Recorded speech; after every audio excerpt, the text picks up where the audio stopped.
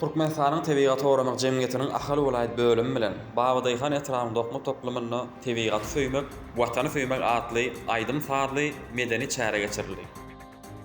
Babadyhan dokma toplumymyzda aýdym sadly dabaraly çäre geçirildi.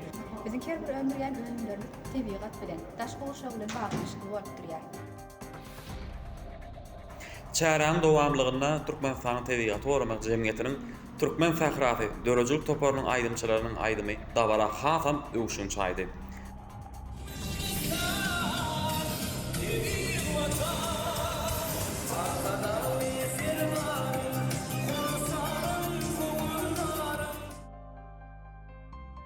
Babadyhan etrawyny dokma toplumyna zähmet çekýän raýatlary Türkmenistanyň Tebigat Horama Jemgyýetiniň Ahal Welaýat bölümi tarapyndan ýadygarlyk sowgatlar owşurly.